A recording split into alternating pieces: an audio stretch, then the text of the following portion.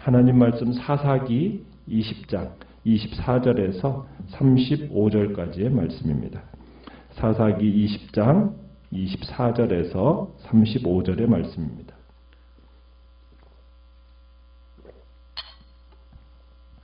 사사기 20장 24절입니다. 그 이튿날에 이스라엘 자손이 베냐민 자손을 치러 나아가매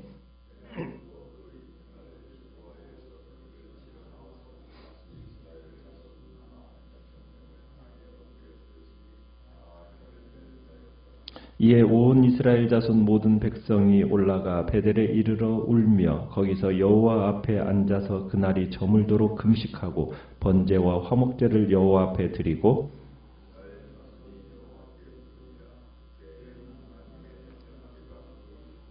아론의 손자인 엘르아살의 아들 비느하스가 그 앞에 모시고 섰더라. 이스라엘 자손들이 여쭈기를 우리가 다시 나아가 내 형제 베냐민 자손과 싸우리까 말리까 하니 여호와께서 이르시되 올라가라. 내일은 내가 그를 내 손에 넘겨주리라 하시는지라.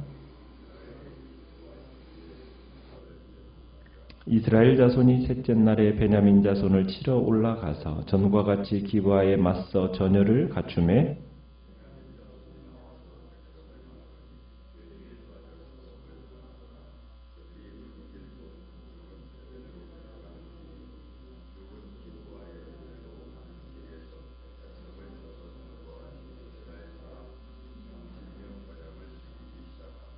베냐민 자손이 스스로 이르기를 이들이 처음과 같이 우리 앞에서 패한다 하나 이스라엘 자손은 이르기를 우리가 도망하여 그들을 성읍에서 큰 길로 꿰어내자 하고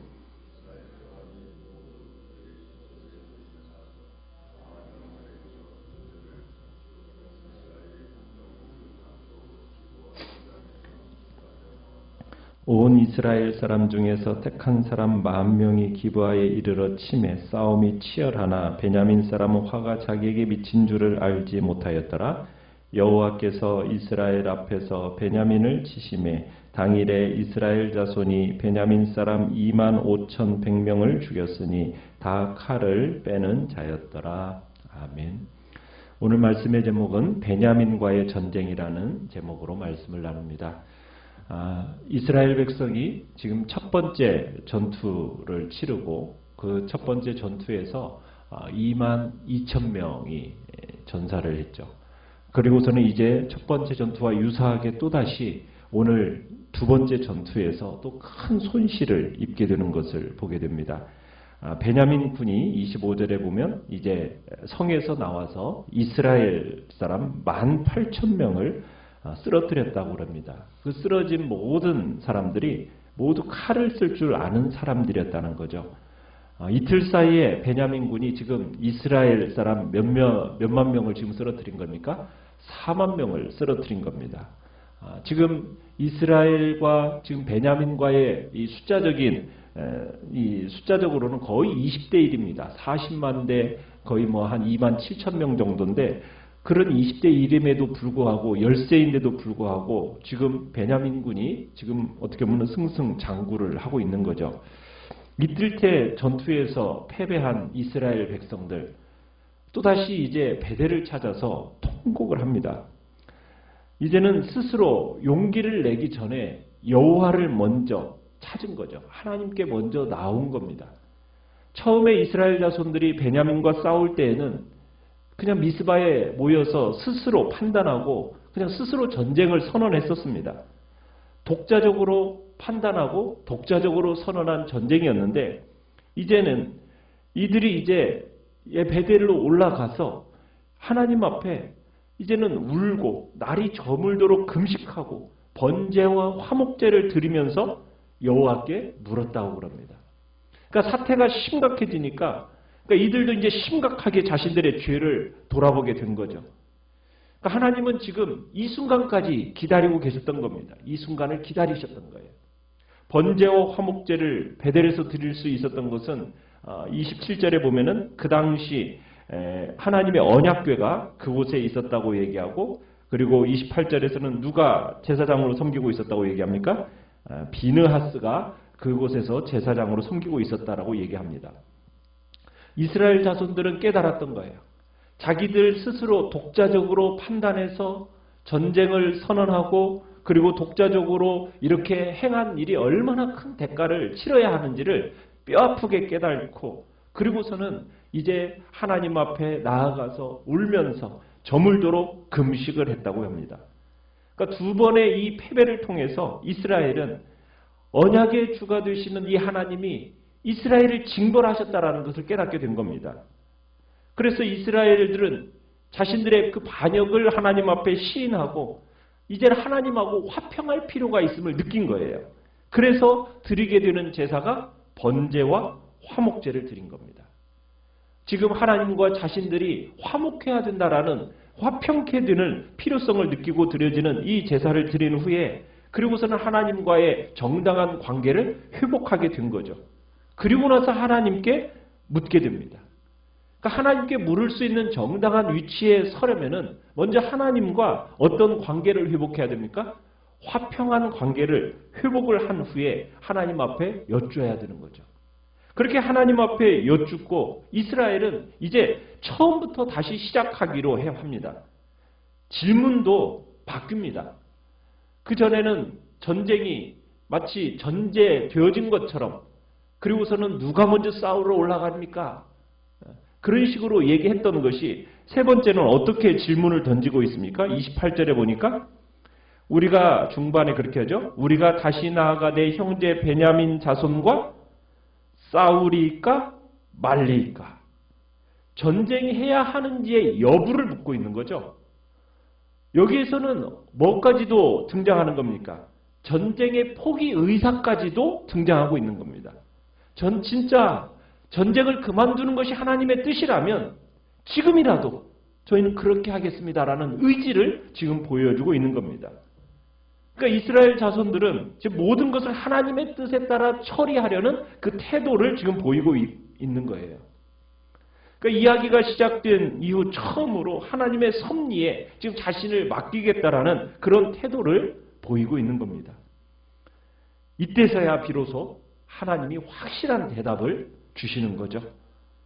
28절에 뭐라고 하나님이 답변을 주십니까? 올라가거라. 내일은 틀림없이 내가 그들을 너희 손에 넘겨주겠다. 그러니까 하나님께서 승리를 맛보도록 해주겠다는 거예요. 승리를 맛볼 준비가 되었다라고 하나님이 인정하셨기 때문에 하나님께서 이렇게 지금 답변을, 승리의 약속의 답변을 주시는 겁니다. 자, 다음날 이스라엘은 이제 전쟁에 나가는데 어떤 전술을 사용을 합니까? 이 방법은 우리가 보면은 여호수아가 아이성을 정복할 때 이용했던 전술을 그대로 사용하는 것을 보게 됩니다. 참 근데 아이성 전투는 누구와의 싸움이었습니까? 가나안 사람들과의 싸움이었지만 지금 이 전투는 누구를 대상으로 해서 싸우는 거예요? 동족입니다. 형제입니다. 참 안타까운 일이죠. 자, 이스라엘이 이제 전과는 달리 기브와 사면에다가 일단의 군대를 동원시켜서 매복을 시켜 놓습니다. 그리고 나서 그 후에 나머지 병사들을 거느리고 기브와 정면으로 공격하는 그 전술을 이제 사용을 하게 되죠. 그래서 이스라엘은 성에서 나온 베냐민 사람들에게 지는 척하면서 이들을 최대한 성에서 멀리 끌어냅니다. 연 이틀 동안 어떻게 보면 베냐민 사람들은 똑같은 전술로 승리를 거뒀잖아요. 그러니까 이번에도 그렇게 되리라라는 자만심 속에서 지금 기브와 성으로부터 멀리 따라 나옵니다. 참 사람은 그래요. 일이 생각대로 잘 진척이 되어지면 어려움을 당하지 않으면 마음에 뭐가 생깁니까? 자만심이 생기는 거죠. 그 자만에 빠지게 되기가 쉽습니다. 그 자만심, 교만, 이것은 우리를 뭐라고 잠언을 얘기합니까? 교만은 패망의 선봉이라고 얘기를 하죠. 자만심과 교만에 지배되는 순간 그 인생은 실패하게 되는 겁니다. 그러니까 하나님께서 가장 싫어하시는 것이 뭐예요? 교만입니다. 교만. 그래서 성도는 하나님이 복을 주실 때, 일이 잘 되면 잘 될 때 어떻게 해야 돼요? 자기를 더 낮추고 겸손하게 처신해야 되는 겁니다. 겸손한 자, 하나님께서 복을 주시지만 교만한 자는 하나님이 낮추시는 거예요. 그 형통이 오래 못 가는 법입니다. 위대한 승리, 어떻게 보면 승리를 거두고 훌륭한 발자국을 역사에 남긴 사람들은 대개가 다 겸손한 인격의 소유자였다는 사실입니다. 그런데 많은 사람들이 힘들고 어려울 때는 자기를 낮추다가 참 형통하게 되면은 교만하게 되는 일이, 참 교만에 빠지는 일이 적지 않죠. 우리가 경계해야 할 사탄의 함정이라고 할 수 있습니다.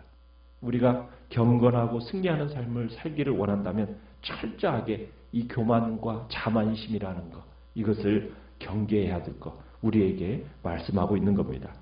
자, 지금 베냐민 자손들이 이 자만심에 빠진 겁니다. 두 번의 전투에서 승리를 하고 나니까 이제 이스라엘 사람들을 또 이기는 것처럼 쫓아가는 거예요. 자, 복병들이 이제 어떻게 합니까? 쫓아오는 그 베냐민 군대 뒤를 칩니다. 일부는 성을 정복합니다. 그리고서 이제 쫓기는 척하던 군대도 어떻게 해요? 돌아서서 이제 쫓아오는 적들을 향해서 돌진을 합니다. 그런데 베냐민 자손들이 34절에 가보면은 그 전쟁이 너무 치열한 바람에 이게 자기들이 지는지 어쩌는지도 모르고 지금 싸우고 있는 거예요. 그래 결국 35절에서 보면은 몇 명이 죽었다고 얘기합니까? 베냐민 사람이 2만 5천 명이 5,100명이 죽었다고 얘기합니다. 2만 5,100명. 일이 이렇게 된 것이 어떻게 해서 된 거냐? 여호와께서, 그죠? 여호와께서 베냐민 사람을 치셨다. 이렇게 표현하고 있습니다. 결국 이 전쟁은 하나님께서 결국 악한 기브아 사람들을 옹호한 이 베냐민 사람들을 심판하시는 거룩한 전쟁이었다는 겁니다. 우리는 이 세 번째 전투에서 지금 악을 행한 베냐민 지파 기브아 주민들이 여호와의 심판을 당하는 모습을 보게 됩니다. 그런데 이미 두 번의 전투에서 이스라엘 자손이 패배해서 죽은 숫자도 몇 명이에요? 4만 명이에요. 4만 명. 4만 명이나 목숨을 잃었어요. 40만 군대 가운데 4만 명이라면 10분의 1이 목숨을 잃은 겁니다.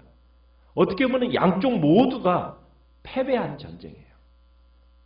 지금 어떻게 보면 승리했다라고 볼 수가 없는 전쟁인 겁니다. 왜 하나님은 지금 이렇게 하셨을까요? 지금 하나님은 이번 기회를 통해서 이스라엘을 어떻게 하시느냐? 이스라엘 전체를 징계하고 계시는 겁니다. 그래서 승리와 패배를 골고루 지금 나누신 거예요. 우리가 참 이 사건만 보면 나쁜 사람은 누구인 것 같아요? 베냐민 지파 그 기브아 사람들인 것 같잖아요. 베냐민 지파만의 문제인 것 같지 않습니까? 그게 아니라는 거예요. 지금 다른 지파 모두에게도 율법의 어그러짐 속에서 타락 속에 자리하고 있다라는 것을 하나님은 지금 이 전쟁을 통해서 심판으로서 보여주고 계시는 겁니다. 지금 이스라엘 전체가 타락한 모습을 우리가 누구를 통해서 보았습니까? 이 레위 사람, 그 사람의 모습을 통해 본 거 아닙니까? 레위 사람이 벌써 그 시대 속에서 첩을 소유했고, 그리고 도덕적으로 또 종교적으로도 얼마나 타락한지를 우리가 짐작해서 그 모습을 볼 수 있었잖아요. 하나님께서는 베냐민 지파만이 아니라 더불어서 지금 다른 모든 지파를 징계하고자 하셨던 거예요. 그래서 이스라엘은 이 전쟁을 통해서 이긴 자나 진 자가 모두 다 패자이다라는 것을 경험하게 하신 겁니다. 결국 이 전쟁, 형제들 간의 이 내전은 결국 진정한 승자는 여호와 하나님이신 거죠. 아무리 이스라엘 백성들이 자신들이 독자적으로 막 의도한 대로 한다 하더라도 결국은 하나님의 뜻이 이루어지는 겁니다. 하나님의 뜻이. 이스라엘이 의도한 것과는 반대로 이 전쟁은 결국 하나님의 목적을 이루는데 사용되고 있는 모습을 우리가 볼 수 있게 되는 거죠. 지금 이스라엘 백성들은 하나님 앞에서 그리고 하나님의 그 언약 앞에서 스스로를 돌이켜야 했습니다. 결국 하나님은 그 자리로 지금 이스라엘 백성 전체를 이끌어가고 계셨던 거죠. 그래서 이스라엘 백성들로 하여금 자신들의 죄악을 돌아보고 철저히 회개함으로 다시 새롭게 하고자 지금 이 전쟁을 하나님이 주관하고 계셨다라는 것을 우리는 보게 되는 겁니다. 오늘도 한날 우리는 우리의 삶을 돌이켜보면서 정말 내 생각과 내 뜻대로 독자적으로 우리의 삶을 이끌어갈 것이 아니라 하나님의 뜻이 어디 있는지를 묻고 그 뜻에 우리 자신들을 내어 맡기면서 순종의 자리에 서겠다고 항상 주님 앞에 겸손히 나아가는 복된 하루가 되시기를 간절히 축원합니다. 오늘 말씀을